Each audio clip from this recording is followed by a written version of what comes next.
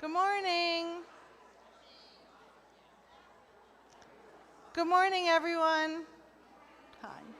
We have a few people who are still going to continue to come in, but we're going to go ahead and get this program started because we're excited for you to see what's happening today.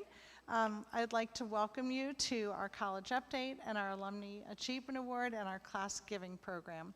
And we will have some special alums being recognized today. Alison Keller Townsend, Lesley Morgan, and Stacey Kennedy. And we're, yay, thank you for cheering. And we're very excited to have a presentation on them later. But before we do that, I'd like to recognize there are a number of you all who are Achievement Award recipients in this room with us.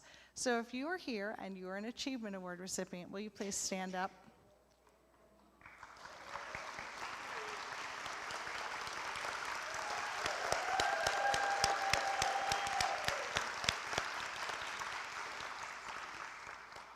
We're always so proud of our Achievement Award recipients and glad that you could be here today to help us celebrate.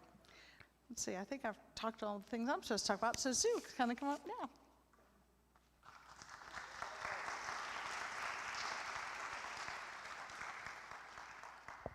Good morning, everyone. Good morning. Yay. I'm so happy to be here with you today. I just love reconnecting with alumnae and alumni at these events. It's just a beautiful day. It's a beautiful campus. These are beautiful people we're celebrating, and you're all beautiful, so what a great day.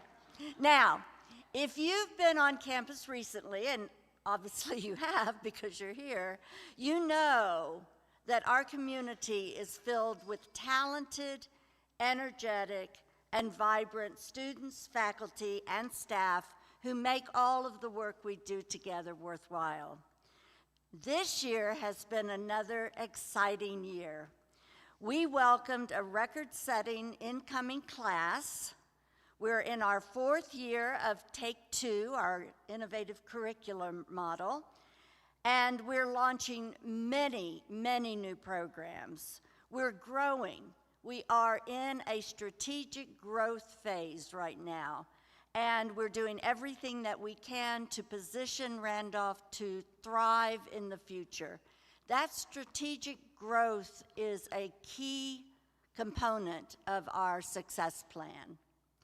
While we all have our challenges, as most of our colleagues in the liberal arts small colleges do, I can assure you that we remain just as strong and as committed not only to our liberal arts foundation, but also to ensuring that this wonderful place is here for generations to come. We've come a long way, and thanks to strong leadership from our board members and the dedication of our community members, we are confident that Randolph is well positioned for the future. Now, let's talk about that growth. We're very excited about the academic year we just completed, and we continue to be optimistic about future growth. This year was one for the record books, however, and we have so much to be proud of. For 2024-25, we welcomed the largest first-year class on record ever. We welcomed 267 first-year students. That's a 34% increase over last year. And if you look at the total new students, including first years and transfers, we also had the largest class on record with a total of nearly 300 new students. We were also extremely pleased to note that our first-year retention rate increased this past year as well. We went from 67% first-year retention to 75% in 1 year. So our total enrollment is also showing significant increases. Our head count reached 816 this year. which is nearly a 30% increase over last year and the largest total enrollment since 1969. And our enrollment news for the next class of students is equally encouraging. We're already seeing higher numbers than last year in applications, admits, and deposits. Currently, we have 272 first-year students compared to 256 at the same time last year. So, I know, it's good, right? Our number of transfer students is 18 right now, which is on par with last year. And our admission staff will work diligently through the summer to keep bringing in students and also to make sure that we don't lose through summer melt those students who have committed to us at this point. It's really tremendous news, and thank you for recognizing it, especially since many of our peer institutions experienced a decline in enrollment this year. I want to say a special thanks to our admission team led by Travis Carter and everyone else on campus who has helped during the recruitment process. This is truly a college-wide effort.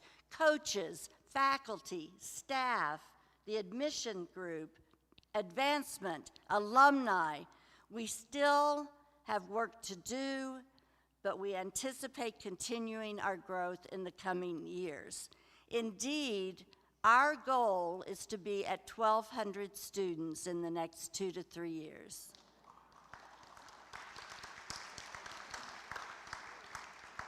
Now, I mentioned Take Two, our curriculum model, Take Two, where students take only 2 classes at a time, and every 7 weeks switch to 2 new classes.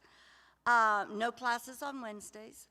Take Two is appealing to incoming students and their families, and it's helping us to make Randolph distinctive. It truly is our differentiating factor. We believe it's having a positive impact on enrollment because when we talk to students and ask them why they're interested in Randolph or why they just made a deposit, they tell us, Take Two. Take Two. We feel like our students, our young people, can be successful. Parents tell us, the young people themselves say, I think I can do this. I think I can do this under Take Two. Faculty learned quite a bit from the first year of Take Two, made adjustments based on what worked and what didn't work, because you have to understand this was an overhaul of everything, every course, every degree plan, every academic calendar moment. Everything had to be really reworked. Our faculty now report better attendance, higher test scores, increased comprehension, and we've seen more students make the dean's list than we have in more than 10 years. So you can find out more information on Take Two and admissions materials in Main Hall this weekend, and I encourage you to really look into it and get to know something about that. In addition, over the past 2 years, we have launched several new programs, including the addition of a number of new majors, a new honors program, and a low residency online Master of Arts in Teaching program. Yeah, that's a nice shout out. Some of the new majors include robotics and mechatronics, mechanical engineering, cognitive science, cybersecurity, criminology and criminal justice, film and video studies, marine science, computer science, and integrative studies. Our grad programs are seeing their highest enrollment to date as well. 4 new sports also began this year. We launched Women's Stunt. How many of you know what that is? Oh, good. We have a very educated audience. If you don't know, Women's Stunt is a combination of gymnastics and cheer. And they do organized routines that are head-to-head competitions. It's fascinating.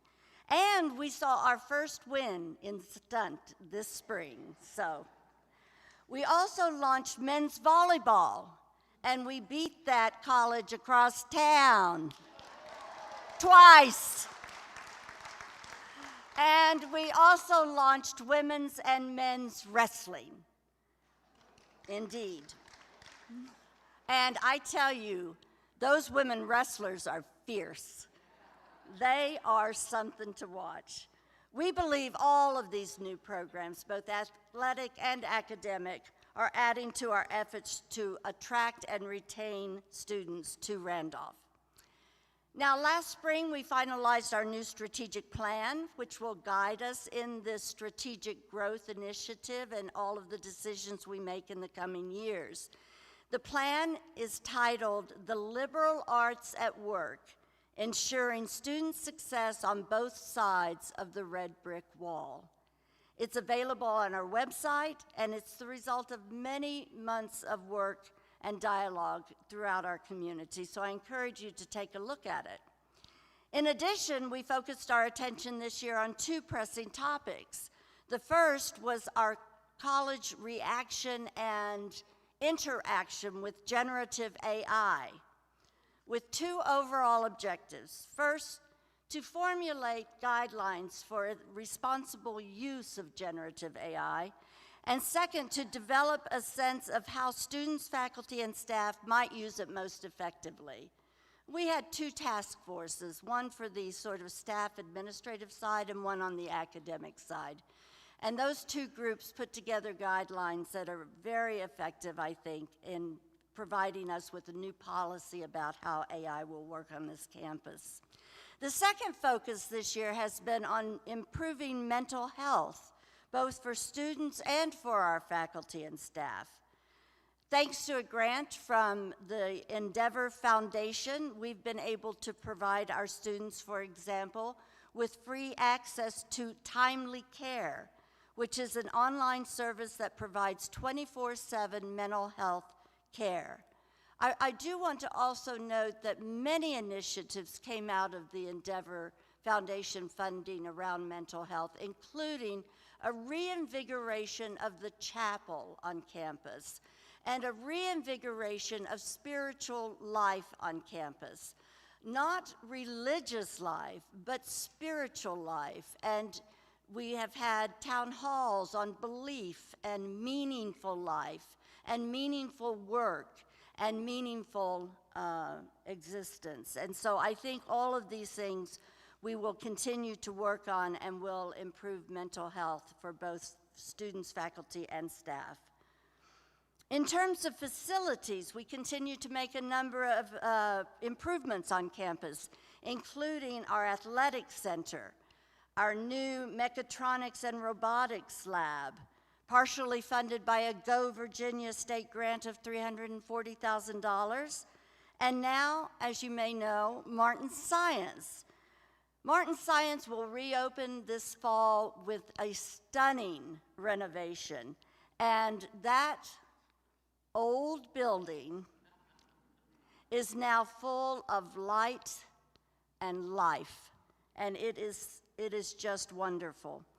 Most importantly, thank you to support from alums like you, we have been able to make these improvements without increasing or taking on any new debt. Thank you.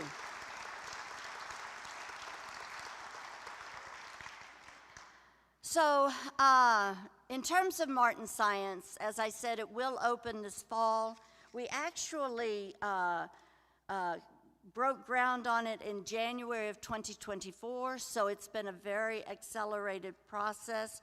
We have secured more than $17 million of the revised $23 million campaign goal, and we expect another $4.6 million in historic tax credits, leaving just $1.3 million to raise for the project. Yes. And I envision standing up here with a big, gigantic check at some point for $1.3 million, all right. But no, seriously, I invite all of you to join us for a ribbon cutting for this facility in October. I do also want to say, and I don't think it's in here, but so I'm going to stick it in.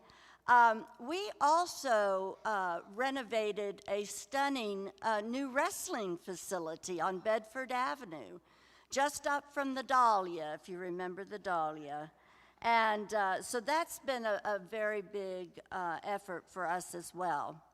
Now, back to science. Our current effort for the Science Matters campaign is a new $100,000 matching grant issued by a generous member of the class of 1964 in support of a renovated greenhouse. So that's going to be very special.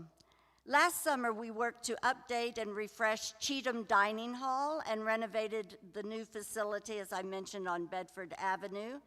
And because of our growth, we are currently seeking additional capital for crucial infrastructure needs, such as the renovation of Webb Hall, which has been sitting empty for many years now, a dining hall expansion, additional athletic training space, and parking, along with funding for special initiatives in the strategic plan around student and faculty support.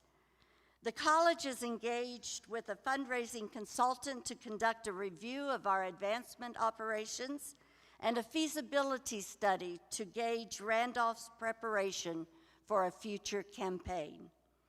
These are exciting times, and your continued support is vital to our success. In terms of giving, we finished the 2023-24 fiscal year with the college's highest fundraising total since 2019. Nearly $9.4 million was raised for all funds, with over $1.8 million of that total supporting the annual fund for the college's greatest needs. This generosity ensures that we have funding for important initiatives like student scholarships, like capital improvements, mental health resources, and new graduate programs. I can't say enough how important it is for our alumnae and alumni to support the annual fund and other programs at the college. We could not do what we do each day without you. So thank you.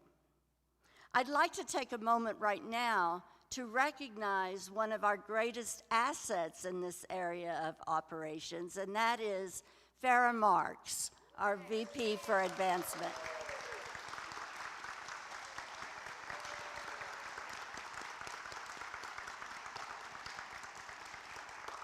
As you probably know, Farrah is retiring, which is a tragedy of greatest proportions. Seriously, Farrah has been so instrumental over 37, 38, 39, let's go for 40. Why not, she says. Years here at the college, and has just been a delight and a joy to work with. So I want to, again, Farrah, thank you for everything you have done for Randolph-Macon Women's College and Randolph College.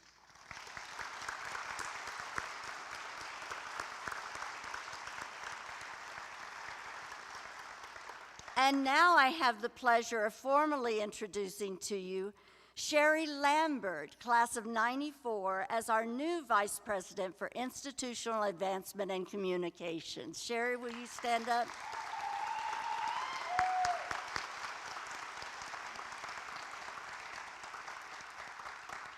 Sherry has big shoes to fill. Actually, Farrah's feet are actually quite small, but metaphorically, big shoes to fill. But I know that she is very capable of doing so. We often joke with each other when we're on the road that our life consists at the end of the evening of white wine and tater tots in a Marriott bar somewhere.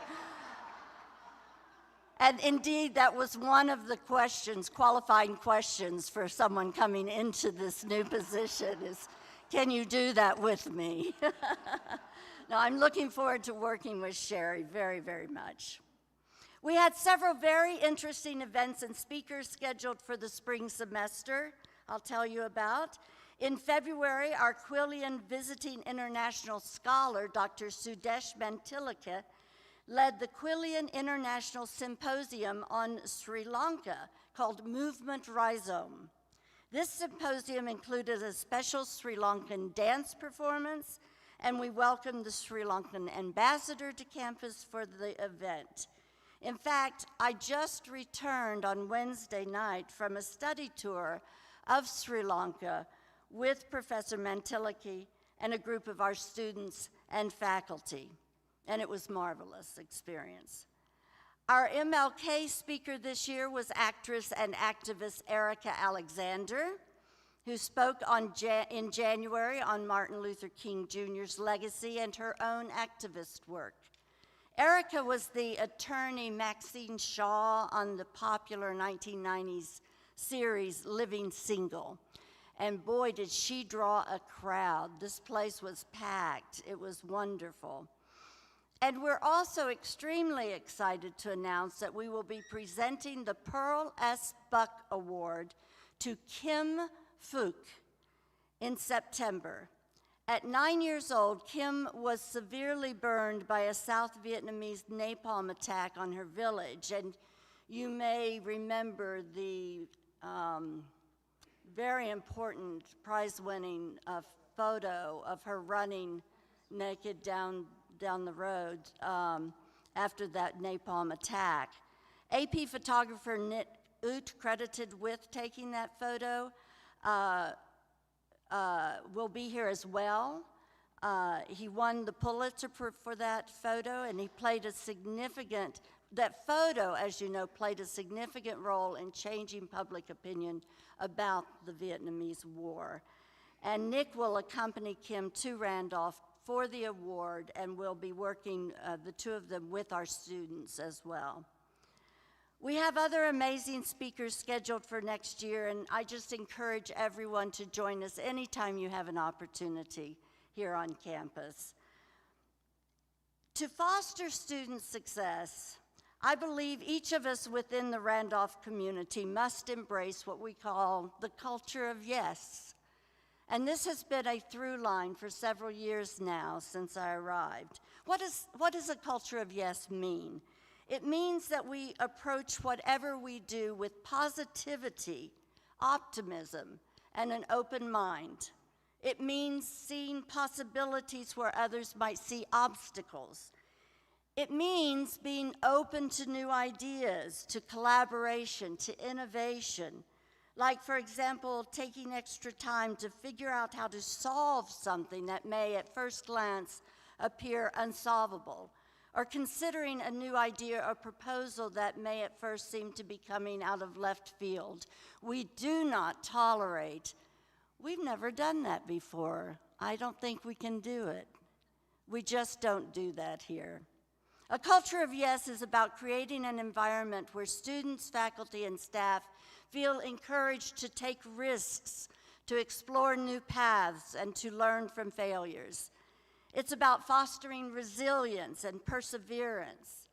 When we say yes to challenges, we turn them into opportunities for growth and discovery.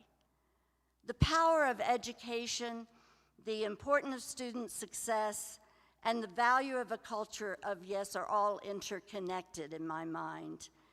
When we believe in the transformative power of a liberal arts education, we are committed to student success. And when we cultivate a culture of yes, we create an environment where both educators and students can thrive. The support of our alumni and alumnae is vital in the work of the college. You too have the power to make a tremendous difference, either with your financial support or your time or both. I look forward to joining each of you as we work together to ensure that Randolph College is offering our students the very, very best educational experience, one that will prepare them for a life more abundant.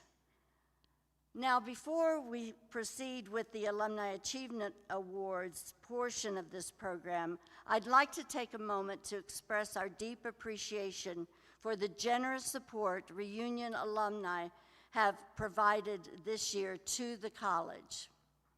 I would like to start by thanking a very special group of our college's donors, the members of the Ivy Society. The Ivy Society honors individuals who have given to Randolph College for 5 or more consecutive years. The sustained and loyal generosity of this group of donors enhances every aspect of the campus experience. Each year, approximately half of all Randolph College donors are members of the Ivy Society. And this year, 192 of them are celebrating their reunion.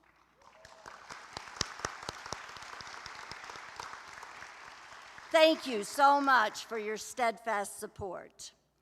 The Quillian Society is another remarkable group of Randolph College supporters, named for President William F. Quillian, Jr., the college's 5th and longest-serving president. It honors those individuals who have included Randolph in their estate plans. We are grateful to these donors for their vision in ensuring that their legacy lives on to benefit future generations of Randolph students. There are 53 reunion alumni who are members of the Quillian Society, and we thank you.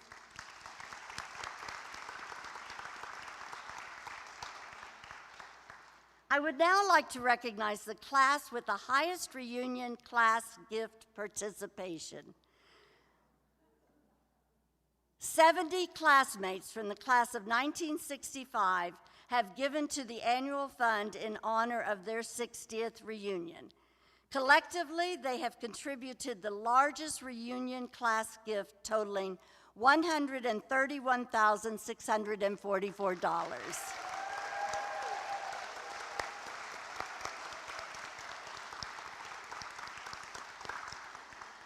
Recognition also goes to the class of 1975 for completing a $25,000 match from 4 classmates in honor of their 50th reunion.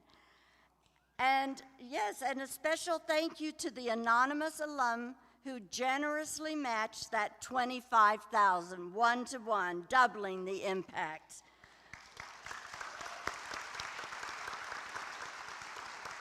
Together, they raised $88,189 in celebration of this milestone year. And I'd like to recognize the total impact of reunion alum giving in this current 2024-25 fiscal year. Giving by all reunion alumni to the annual fund is $436,929, and total reunion giving to benefit all funds at the college is $578,929.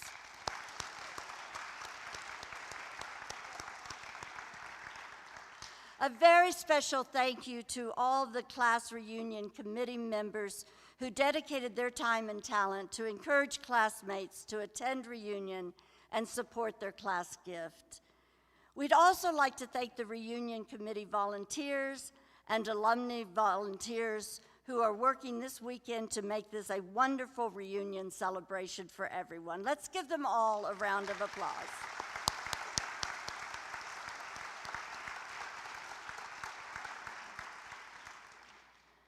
Finally, I have a special message for all of you from a member of the class of 1945.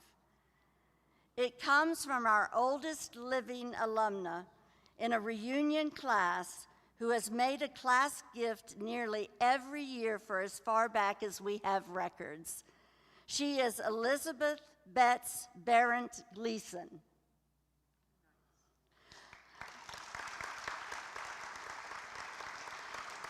While she couldn't be with us here today, Betts, at the age of 100, joins us in spirit as she celebrates her 80th reunion from her home in Charlottesville, Virginia. And Betts sends this message to all of you today, and I quote, Randolph-Macon opened an enormous door to the outside world for me, and it hasn't closed yet. My time there spanned the years of World War II, and many of us had brothers, fathers, and sweethearts involved in the war effort. We were committed to whatever sacrifices we needed to make and encouraged by the college to keep up our studies, since there would be great demand in post-war America for college-educated citizens. I have always supported women's education. Randolph-Macon Women's College has been one of the top places in our country for that. Since the decision was made to become Randolph College, I continue to support the college's values and educational goals for both women and men. I hope that all of you carry that on as well, end quote.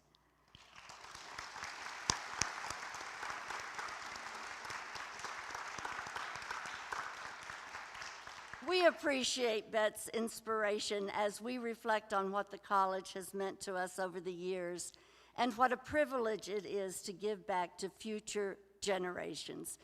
Vita abundantior, Bets. Now, to our honorees, college alumni and alumni, and guests, we are truly thankful you are joining us for the 2025 Alumni Achievement Award ceremony.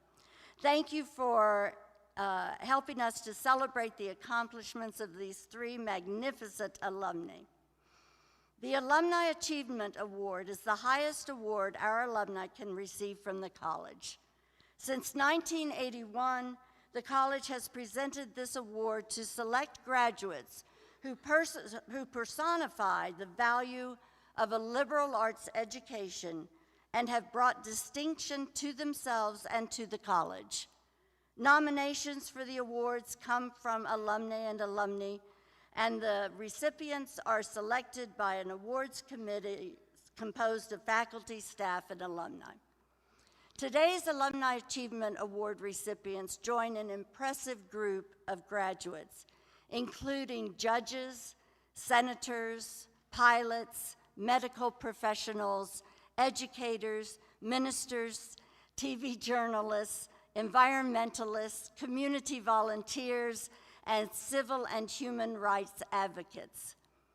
Each of our Alumni Achievement Award recipients has personified the value of a liberal arts education and has brought honor upon themselves and the college through their outstanding accomplishments. I am proud to recognize our 2025 Alumni Achievement Award recipients. Lesley Morgan, class of 1975.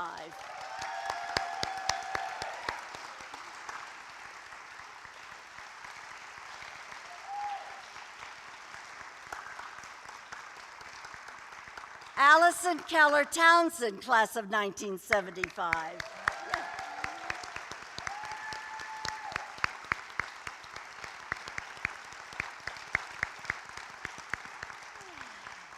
And Stacey Robbins Kennedy, class of 1995.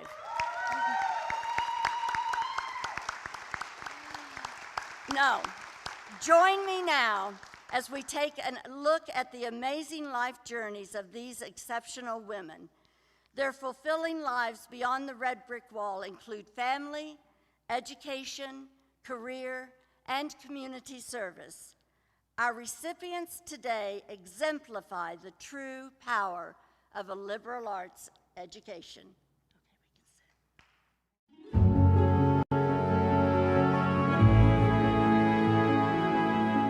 Lesley Morgan, class of 1975, has spent over 4 decades in healthcare, education, military service, and global humanitarian work.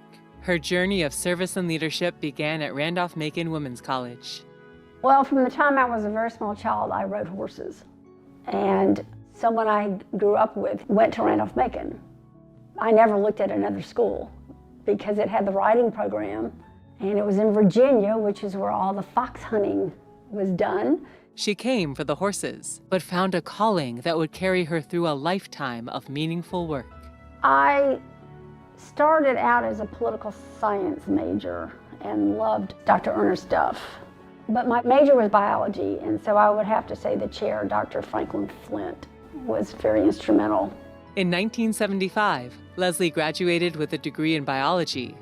The faculty and curriculum at RMWC didn't just shape her studies, they shaped her sense of purpose. Everything started with Randolph-Macon. I had a broad view of the world, exposure to different faculty and different specialties. It just expanded my horizon and served as the backbone for all my future academic pursuits and my career. That liberal arts foundation prepared her for a lifelong pursuit of learning and advanced study, beginning with a Bachelor of Science in Nursing from Vanderbilt University. She went on to earn a master's degree in pediatric nursing and a PhD in nursing from the University of Florida, as well as an executive MBA from the University of Miami. It also gave her the confidence to lead. Back in the day, nurses were not expected to be administrators. And I became interested in the administrative component of nursing and realized that I needed some more knowledge of administration. As Dean of the School of Nursing at Baker College, Lesley united multiple campus programs under one nationally accredited structure. Because we also transitioned from an associate degree program to a baccalaureate degree program, and we added a master's degree program. I was tasked with taking all of the various faculty and bringing them together as a single unit rather than independent functioning campuses. So we did a great job with that. Her leadership extended beyond education.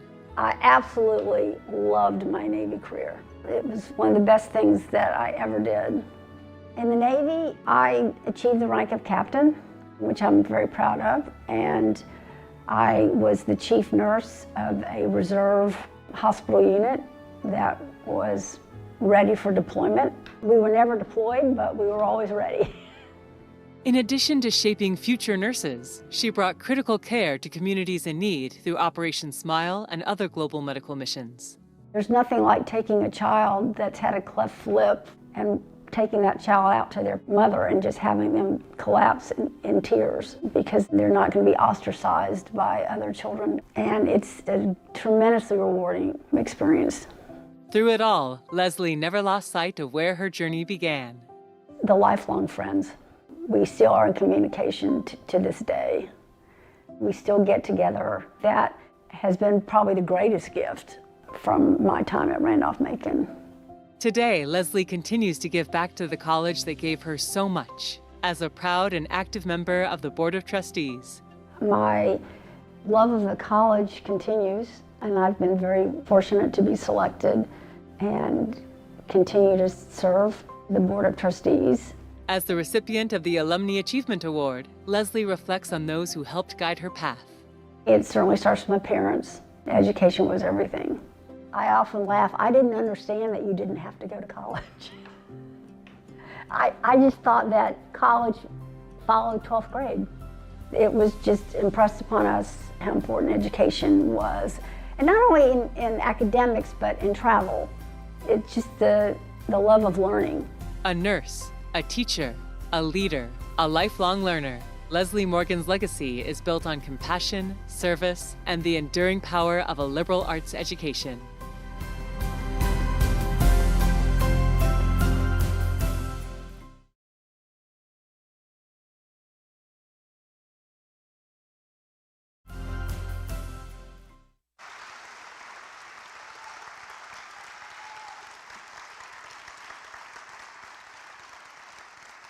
And now I invite Lesley to join me at the podium for some brief remarks.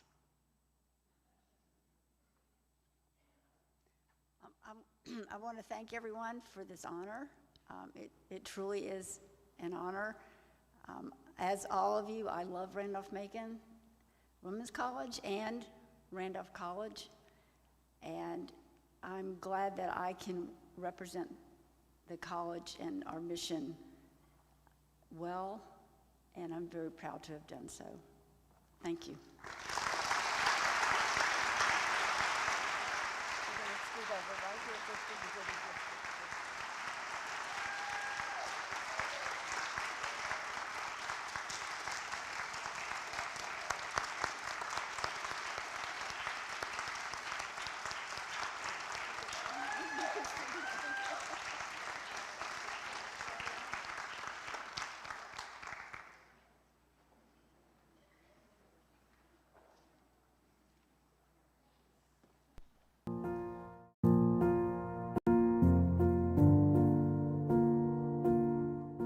For Alison Keller Townsend, class of 1975, Randolph-Macon Women's College wasn't just a place to earn a degree. It was where she discovered her passions, built lifelong values, and laid the foundation for a life of family, leadership, and service. Randolph-Macon had a great reputation. I went one evening with my mother to the campaign headquarters of Leroy Collins. He had been governor of Florida, and he was at that time running for U.S. Senate. And as we were stuffing envelopes at the table, there was a really cute girl across the table from me, and her name was Darby Collins. She was the youngest daughter of Leroy Collins.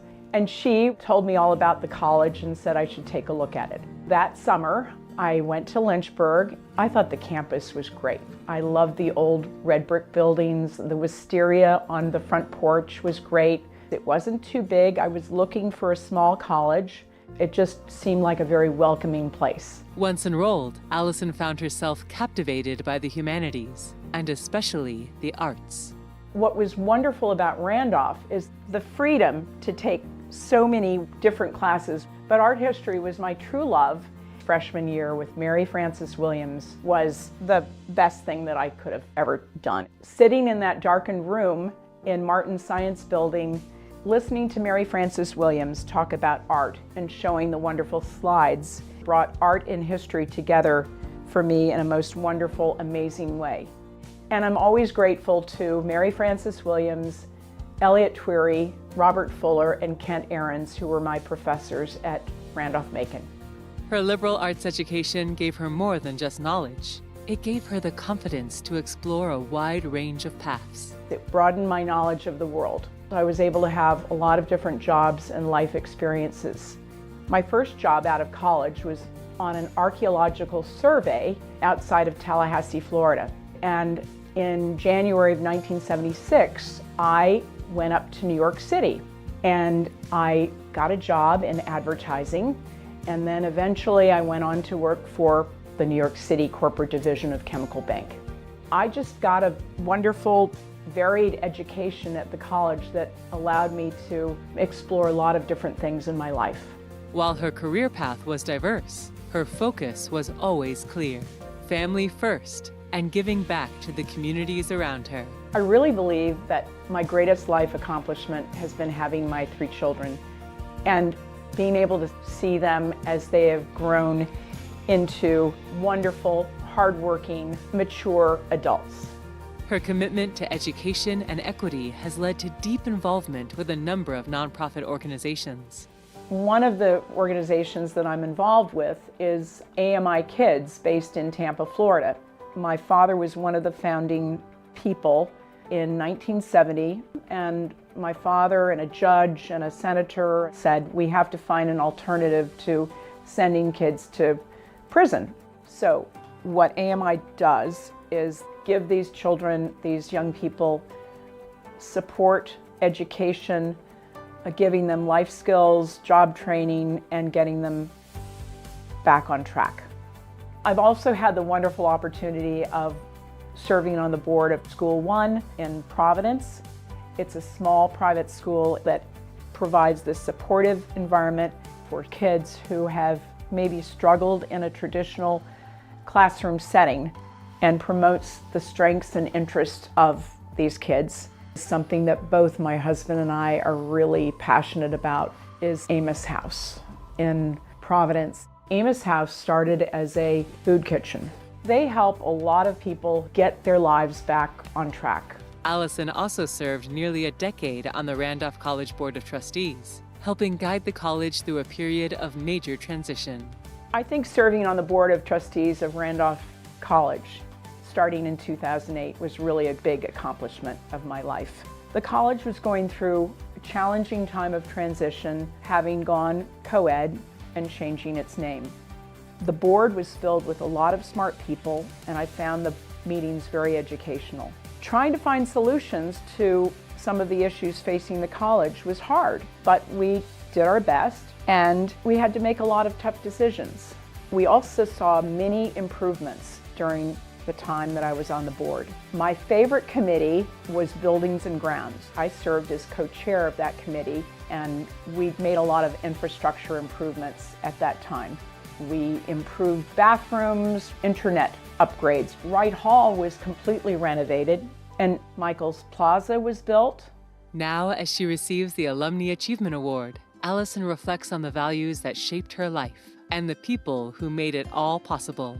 First and foremost, I want to thank Lorraine Potter for nominating me and Lisa Watt Wilson for seconding my nomination.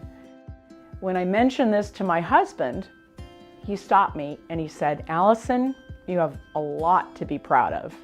So I want to thank Charlie Townsend, my husband of 44 years, for believing in me and believing in my good qualities and supporting my choices in life. I also want to thank Sue Ott Rowlands for this award. I've always felt grateful to the education that I received at Randolph-Macon. And I've always believed that our college had and still has so much to offer to college students. I'm proud I went to Randolph-Macon Women's College, and I'm very proud that I served on the Board of Trustees and helped somehow move the college forward into the future. I'm thankful for Dean Hudson, who believed I would be a good student at Randolph-Macon, and I believe my education at Randolph-Macon gave me a great foundation for life.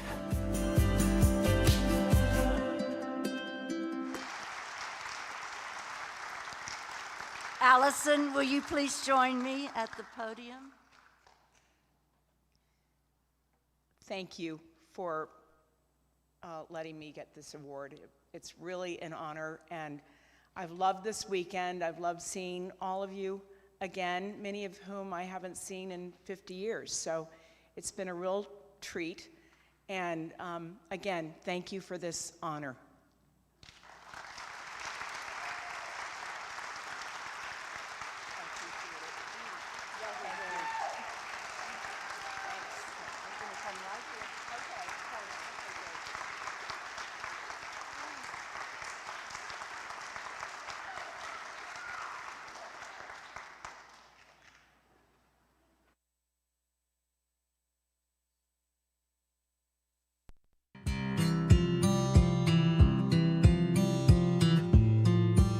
From a Mississippi farm to global leadership, Stacey Robbins Kennedy, class of 1995, has always followed her curiosity and never forgotten the people and principles that helped her rise. Well, I attended Randolph-Macon Women's College specifically because I was enthralled with their international studies program. Growing up on a small farm in Mississippi, I'd always dreamed of travel. I was super curious about the world, and Randolph-Macon provided me exactly that opportunity. She studied abroad in Indonesia on a Pew Grant, then spent her junior year at the Reading program in England. Those experiences sparked a global career in business and a lifelong belief in the power of cross-cultural understanding. I did a tour of campus, and that was life-changing. It sealed the deal. Seeing the campus, the beauty, but most importantly, it was the people. The faculty who were willing to stop and take a moment to explain to me what their classes were about, their passion projects, the research that they were doing, and the students who were very warm and welcoming, and it was just a campus alive with warmth. Majoring in sociology and cultural anthropology, Stacey found a deep connection to understanding people and systems, and professors who helped guide her path. I think it was anthropology that really sparked my curiosity for how people and cultures worked. Dr. Pam Quajoto was just a fabulous professor, and I would say also all the professors that supported us on these international studies. Our professors in Reading, the two professors that joined us on the trip to Indonesia. This was just magical, and it was about inquiry, curiosity, and the love of learning. That foundation led to an executive MBA from International Institute for Management Development in Switzerland and a groundbreaking career at Philip Morris International. Stacey began as a territory sales manager and became the youngest vice president in company history by age 32. Today, she serves as U.S. CEO and President of the Americas. I think liberal arts education is the absolute best. It's about critical thinking and having an education that teaches each of us to think for ourselves, to think about the big problems, to think about the opportunities, to have a 360 view of curiosity and different ways to solve those problems is amazing. So I think it's really the foundation, which has for me been a very visionary, strategic thinking expertise that you can apply in whatever part of your life or work that's important to each of us. Now she's leading efforts to bring science-backed better alternatives to traditional cigarette smoking to the U.S., with a focus on improving public health, expanding American manufacturing, and creating high-quality jobs. I'm really proud that we've doubled our workforce in the 2.5 years that we've been doing business in the United States. We're building factories, we're making investments in communities, we're hiring salespeople across the United States, and that makes a difference. They're good paying jobs. We invest in the communities where we live and work. And so the philanthropic and civil society side of our jobs is also very gratifying and very fulfilling. Through it all, Stacey remains grounded in gratitude. My entire life and career is deeply rooted in gratitude. So I'll start with my family. My husband is wonderful. It's like going to university every day with him. So wonderful life partner and my husband, my 2 children, teenage twins, they are just the light of my life, and it's my privilege to be able to chaperone 2 beautiful human beings through life and to see their development and growth. I'm very grateful to my parents who were instrumental in my education and helping me to go to Randolph-Macon Women's College.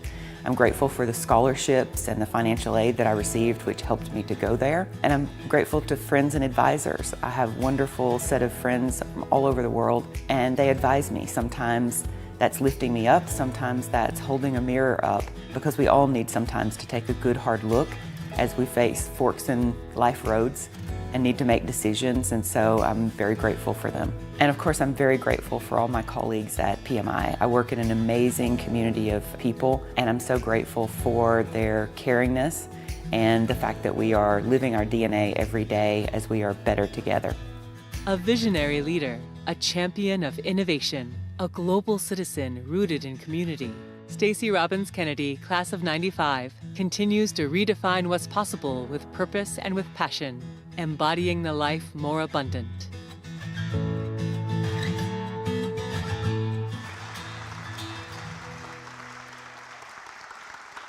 Stacey, will you please join me at the podium?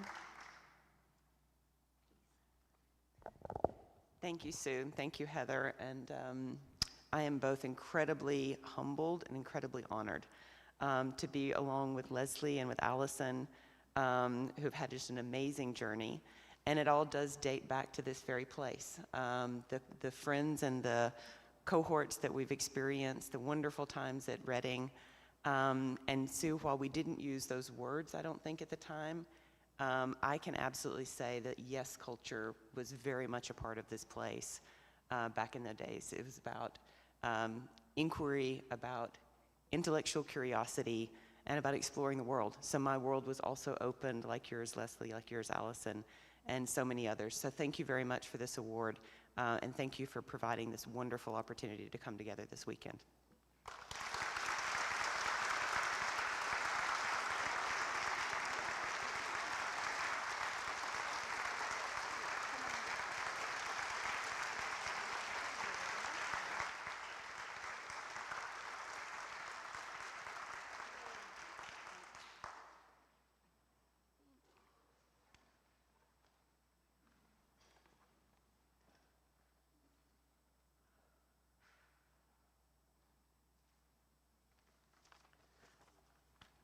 So I hope you see why this is one of my favorite parts of Reunion Weekend, because it's truly a celebration about everything we all gained from this college and shared love for each other and the place we all call home. So I hope you will join me in recognizing each of our recipients after we head to lunch.